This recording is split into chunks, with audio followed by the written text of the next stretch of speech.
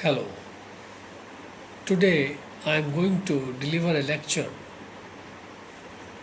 on forms of business organization. It is a topic of drugstore and business management diploma in pharmacy part 2nd. So the chapter is forms of business organization. See, almost every country consists of two business sectors. First is the private sector and second is the public sector.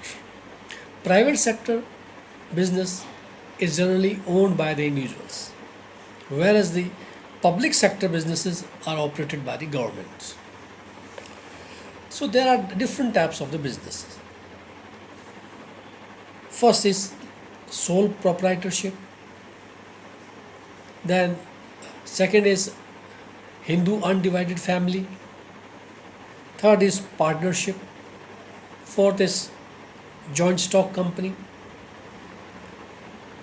and last is cooperative societies. So first we will deal with the sole proprietorship. Sole proprietorship is the oldest one and the simplest form of business. In this business, only a single man is the owner of the business. He is the whole soul of the business. Therefore, it is called as sole proprietorship business. Now, characteristics of the sole proprietorship, or you can say the features of the sole proprietorship business. First is ownership. See, ownership is owned by a single man, a single individual. Second is management and control. The management and control is in a single hand. Third is unlimited liability. See, the business is controlled by a single person, so he has an unlimited liability.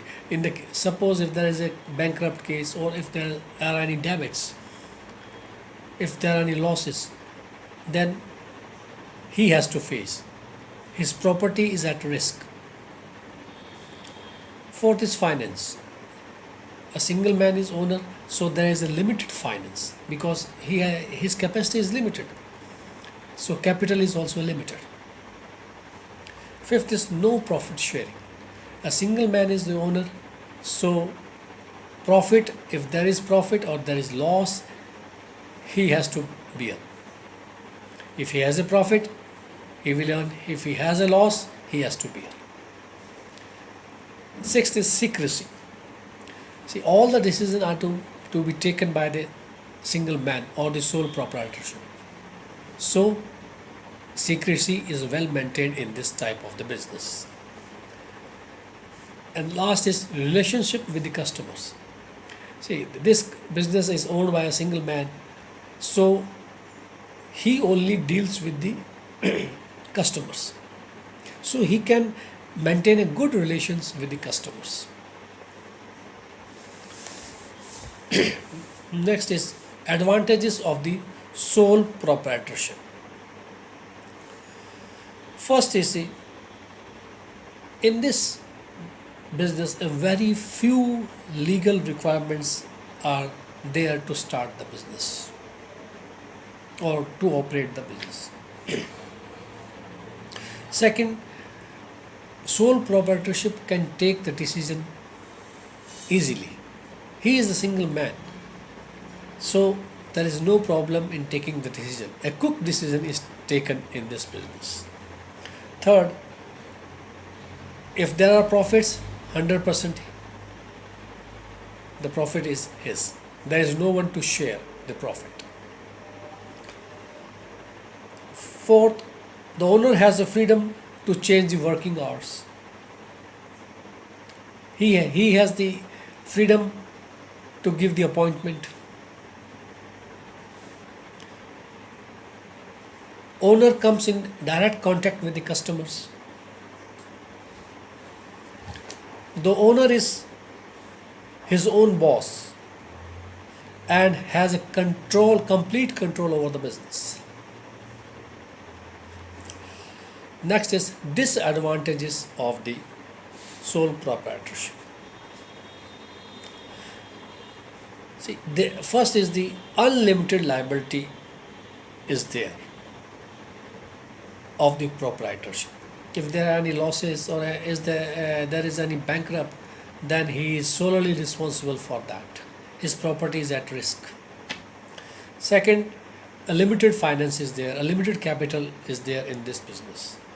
Third, if the owner dies, if the proprietor dies, then the business is closed. Then there are full chances of closing the business.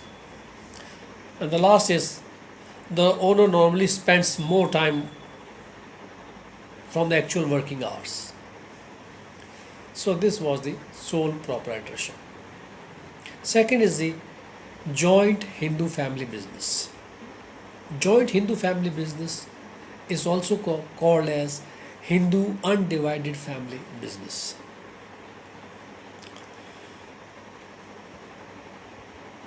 The joint Hindu family business refers to a business which is owned by the members of joint Hindu family. This business is continued from one generation to another generation. This business is continued from one generation to the another generations. Now the features of joint Hindu family business. First is the large size. A joint family is large in size. It consists of parents, children, grandchildren, and other relatives also. So it has a large size. Second is formation. So this Hindu undivided family business is generally, this comes into existence by the operation of the Hindu law.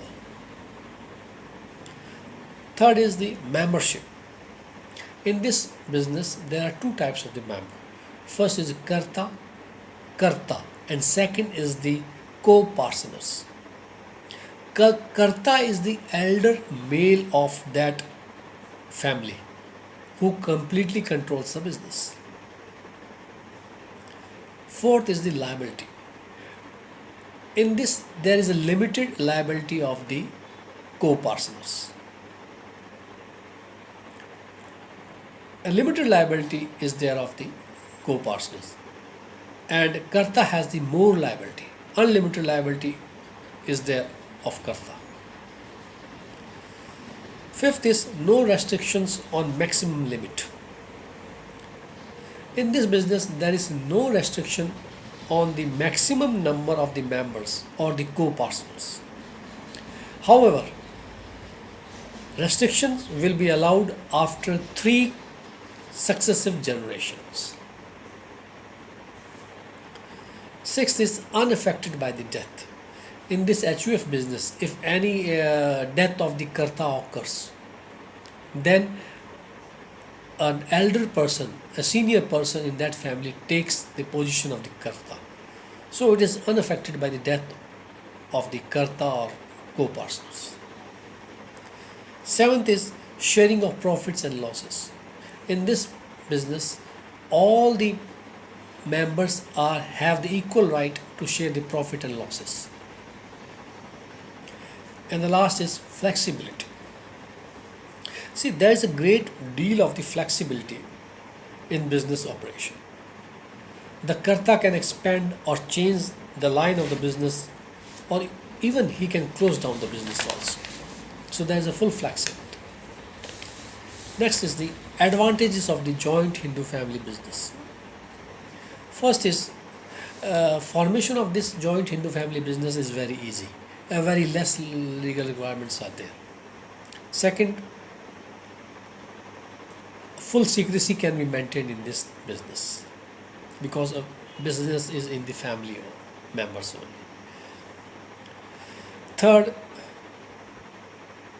this joint Hindu family business has a more continuity as compared to the partners. If someone dies, then a senior member takes his position. So business continues. Fourth, quick decision and prompt actions can be taken in this type of the business because Karta is solely is the sole manager of the business. He has the full powers to take the decision. Fifth is that the liability of the co-partners is limited. And last is that least government control over Hindu undivided family business is there, because the business is conducted or managed by the family members, and they need not, and there is no requirement to publish the audit accounts, or there is no requirement to publish the accounts. So very least government control is there. And last is the disadvantages of the Hindu undivided family business. First is that there is unlimited liability of karta. Second, it has no legal status. Third, there is a limited growth of expansion. Fourth, there are limited resources in this type of the business. Fifth, there is a lack of stability. And last is that there is no entry for the non-family members.